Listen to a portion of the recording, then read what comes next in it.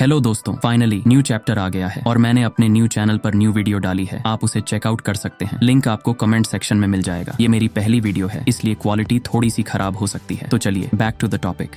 जैसा मैंने आपको पिछली वीडियो में बताया था, मॉन्स्टर 9 भी कभी एक ऐसा पर्सन था जो इस मिरेकी एरा के मेगा मॉन्स्टर से बच नहीं पाया था, चाहे वो किसी भी टाइम से हो, चाहे वो कितना भी स्ट्रांग क्यों ना हो।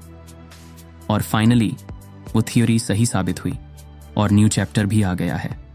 तो चलिए बिना किसी देरी के आज की वीडियो शुरू करते हैं। एपिसोड की स्टार्टिंग में हम मिरेकी एरा के मेगा मॉन्स्टर को देखते हैं जिसने मीना के चेहरे पर ग्लिफ्स से अटैक किया था। इसके बाद सीन शिफ्ट होता है और हम डायरेक्टर जनरल केजी और इटामी को देखते हैं जो मीना को पीछे हटने का ऑर्डर देते हैं और कंट्रोल रूम का पर्सन कंफर्म करता है कि काफका के वाइटल साइंस नहीं दिख रहे, यानी लाइफ सिग्नल। इसके बाद हम मिरेकी एरा के मेगा मॉन्स्टर की कॉन्शियसनेस के अंदर मॉन्स्टर 9 को देखते हैं जो अभी भी इसकी कॉन्शियसनेस के अंदर जिंदा है और मीना से कहता है, मैंने पहले ही तुम्हें बताया था मीना अशीरो, कोई भी कभी नहीं भाग सका, चाहे टाइम कुछ भी हो, चाहे उनकी स्ट्रेंथ कितनी भी हो, और यहाँ तक कि मैं भी नहीं। लेकिन मॉन्स्टर 9 मीना को देखकर बहुत शॉक हो जाता है क्योंकि मीना के चेहरे पर कोई डर नहीं था। मीना कहती है वो हमेशा से ऐसा ही रहा है और वो छोटी छोटी चीजें क्लियर कर देता है ताकि मैं आसानी से चल सकूं, और जब मैं उन वॉल्स से टकराती हूँ तो मैं अकेले उन्हें तोड़ नहीं सकती। यहाँ साफ हो जाता है कि वो सोशिरो की बात कर रही थी। तभी हम देखते हैं कि सोशिरो पीछे से आता है और होशिना style blade cutting technique 6th form का यूज करते हुए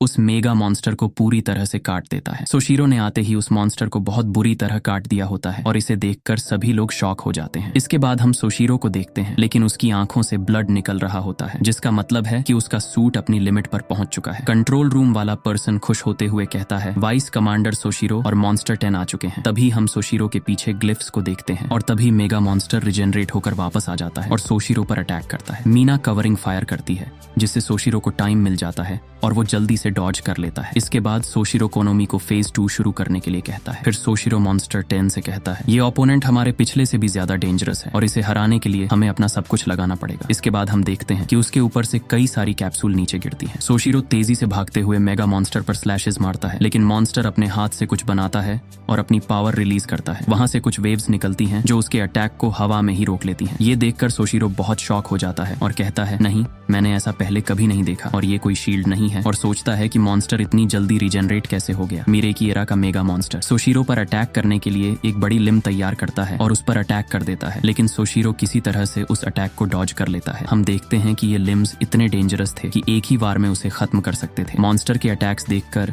सोशिरो का सिस्टम हैंग हो जाता है और वो कहता है कि इसका एक ही बार मुझे मार डालेगा। इसके बाद वो मीना से कहता है कि वो काफका का डिफेंस करे क्योंकि वही उनकी आखिरी उम्मीद है। लेकिन मीना कहती है वो ऐसा ओपोनेंट नहीं है जिसका सामना तुम अकेले कर सको। इस पर सोशिरो जवाब देता है कि वो जानता है, लेकिन एक और प्लेयर इस बैटल को ज्वाइन कर रहा है। इससे हमें पता चलता है कि एक और पावरफुल कैरेक्टर आने वाला है। इसके बाद हम मॉन्स्टर के पीछे इतने टाइम बाद नारुमी को देखते हैं जो सोशिरो से कहता है, तुम और तुम्हारा छोटा सा बोल कट। शायद सोशिरो और नारुमी ने कंबाइंड स्ट्रेटेजी बनाई होगी कि कैसे मिरेकी मॉन्स्टर को हराया जाए। इस बीच मीना काफका को रिवाइव करने की कोशिश कर सकती है और ये आर्क एक ग्रैंड कंक्लूजन की ओर बढ़ रहा है और बहुत जल्द रीनो और बाकी पावरफुल कैरेक्टर्स भी इस बैटल में ज्वाइन हो सकते हैं। और इसी के साथ ये चैप्टर खत्म होता है। अगले चैप्टर की रिलीज डेट स्क्रीन पर आ रही होगी और मुझे पता है कि इस रिलीज डेट को देखकर बहुत सारे लोग ऑफेंड हो जाएंगे कि इतने टाइम बाद रिलीज हो रहा है, लेकिन अब क्या ही कर सकते हैं।